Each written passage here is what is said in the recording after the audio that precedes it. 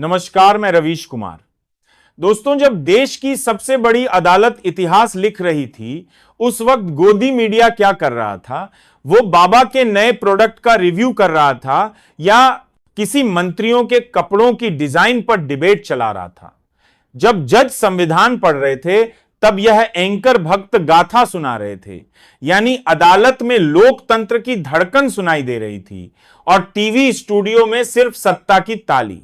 देखिए, गोदी मीडिया का काम अब जनता को खबर देना नहीं, बस दिमाग को एक दिशा में मोड़ना है। जिस खबर को पूरे देश को सुनना चाहिए था, उसे दबा दिया गया। क्यों? क्योंकि उसमें सवाल था, और आजकल सवाल पूछना देशद्रोह है। लेकिन आज का सवाल यही है, जब अदालत सत्ता की नब्ज पर उंगली रखती है, तो क्या फिर भी न्यूज चैनल मौन रहेंगे, या फिर यह भी बताएंगे कि मोदी जी को धूप में कितना पसीना आया? इस रिपोर्ट में हम उसी खबर की तह तक जाएंगे जिसे दबाया गया, घुमाया गया और जुडिशियल पावर से टकराने की वजह बना। क्योंकि जब मीडिया बिकता है, तब लोकतंत्र अदालत में अपने लिए आवाज ढूंढता है।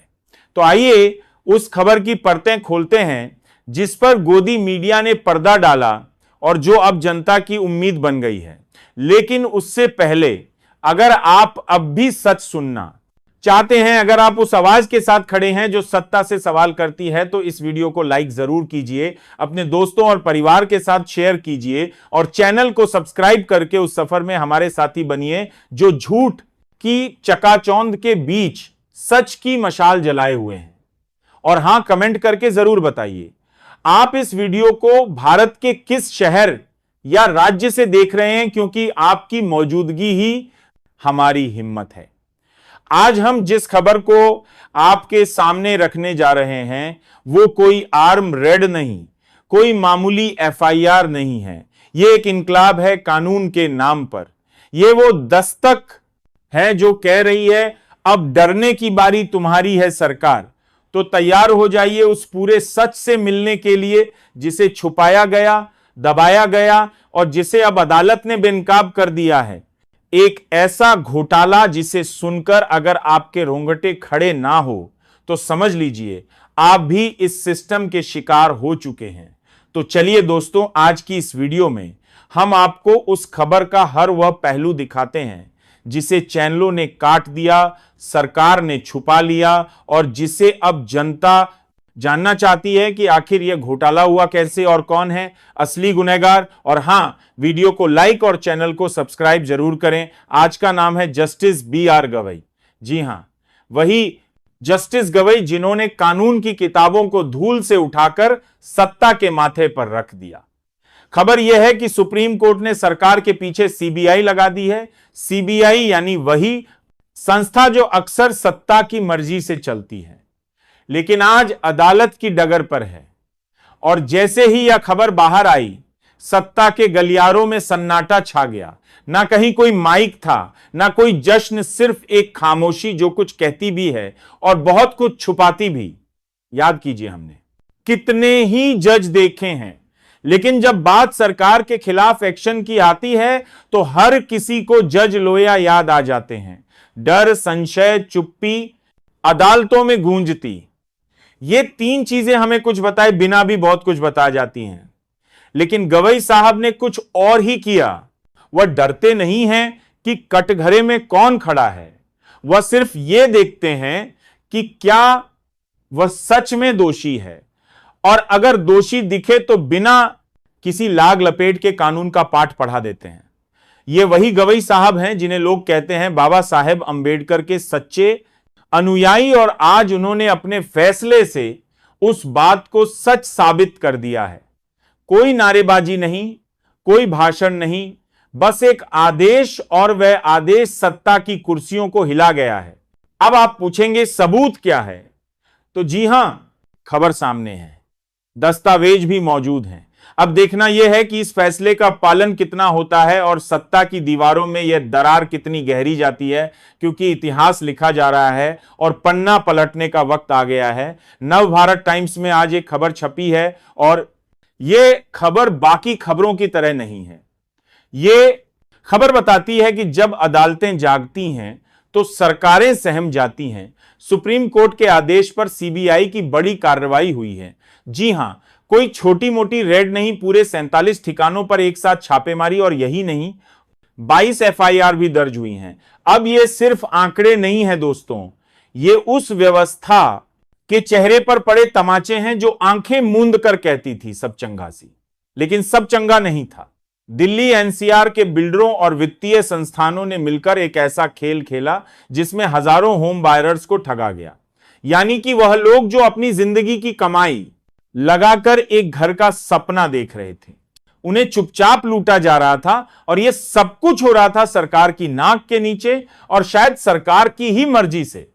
लेकिन जब जस्टिस बीआर गवई को इस खेल की भनक लगी, उन्होंने वो किया जिसकी उम्मीद हर न्यायप्रिय नागरिक करता है। सीबीआई को तुरंत आदेश दिया गया और फिर शुरू हुई वह कार्यवाही जिसने सरकार की नींद उड़ा दी।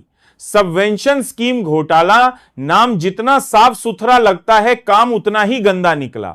करोड़ों का घोटाला, जनता के साथ विश्वासघात, और यह सब कुछ एक साजिश की तरह चलता रहा जब तक अदालत नहीं बोली। अब अदालत बोली है, आदेश हुआ है, जाइए रेड मारिए, जाइए गिरफ्तारी कीजिए, और किसी को मत देखिए कि वो कौन है, किस कुर्सी पर बैठा है, और सीबीआई ने वैसा ही किया। सरकारें आती हैं जाती हैं, लेकिन इतिहास सिर्फ उन्हीं का बनता है जो अपने फैसलों से व्यवस्था को झकझोर देते हैं। और आज जो कुछ हुआ है वह आने वाले समय के लिए एक मिसाल बन सकता, अगर यह कार्रवाई पूरी ईमानदारी से पूरी की जाए। क्योंकि सवाल अभी बाकी है, क्या यह रेड और एफआईआर वाकई आरोपियों तक पहुंचेगी, या फिर एक बार फिर सब ठीक है कि पर्दे ताने जाएंगे? जवाब आपको तय करना है, क्योंकि लोकतंत्र में अदालतें तभी तक ताकतवर होती हैं जब जनता सच को पहचानती है। जरा देखिए इस खबर को। दिल्ली एनसीआर में एक बार फिर सपनों का व्यापार, घोटालों की दुकान और खामोश सरकार तीनों एक साथ मंच पर आ चुके हैं। सीबीआई ने 47 ठिकानों पर छापेमारी की है और 22 एफआईआर दर्ज की गई हैं। यह कोई मामूली आंकड़ा नहीं है, यह उस सरांत की बदबू है जो वर्षों से अंदर ही अंदर पक रही थी, लेकिन अब बाहर निकल आई है। घोटाला सबवेंशन स्कीम के तहत हुआ है। नाम इतना जटिल और तकनीकी रखा गया कि आम आदमी पूछे भी तो कैसे। लेकिन अब जान लीजिए, बिल्डर्स और फाइनेंशियल कंपनियों ने मिलकर हजारों होम बायर्स को ठगा। वो लोग जो हर महीने किराया देते देते थक चुके थे, जो होम लोन की ईएमआई भरते हुए ये सोचते थे कि कभी तो छत मिलेगी, उन्हें मिला सिर्फ धोखा, और इस धोखे की खबर सरकार को भी थी। जी हां, यही लिखा है, लोगों ने शिकायतें की, थानों के चक्कर काटे, सरकार से गुहार लगाई, लेकिन कुछ नहीं हुआ, कोई कार्रवाई नहीं हुई। क्यों? क्योंकि शायद कहीं ना कहीं कोई चढ़ावा चढ़ा था, और यही वजह थी कि सरकार ने आंखें मूंद ली। सरकार सरेंडर हो चुकी थी, और जब सरकार सो रही हो तो कभी कभी अदालतें जागती हैं।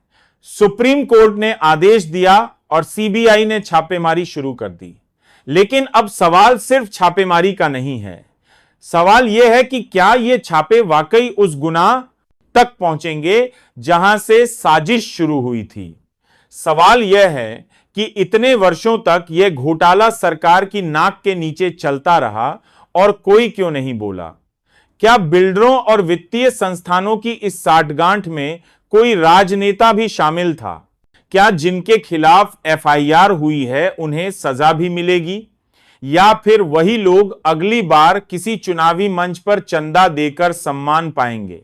और अगर सुप्रीम कोर्ट हस्तक्षेप ना करता तो क्या यह घोटाला ऐसे ही चलता रहता? सवाल जनता के हैं, जवाब अदालत से मिला है। अब देखना है कि सरकार क्या जवाब देती है, या फिर हमेशा की तरह खामोश हो जाती है। और आखिरकार सुप्रीम कोर्ट को खुद एक्शन लेना पड़ा। जी हां, सरकार ने एक्शन नहीं लिया, शिकायतें होती रही, लोग दर दर भटकते रहे, लेकिन सरकार चुप रही। और फिर सुप्रीम कोर्ट ने वह किया जिसकी उम्मीद किसी भी लोकतंत्र में होती है, ताबड़तोड़ एक्शन। अब देखिए खबर, दिल्ली, नोएडा, ग्रेटर नोएडा, गुरुग्राम और गाजियाबाद, इन सभी जगहों पर सीबीआई की रेड पड़ी है और यह रेड कोई औपचारिकता नहीं थी। आपत्तिजनक दस्तावेज, डिजिटल सबूत सब जब्त किए गए हैं। सुप्रीम कोर्ट ने साफ कहा है बिल्डरों और कुछ फाइनेंशियल संस्थानों के बीच साठगांठ थी और इस साठगांठ के जरिए एक जाल बुना गया, सबवेंशन स्कीम का जाल। नाम में स्कीम, काम में स्कैम।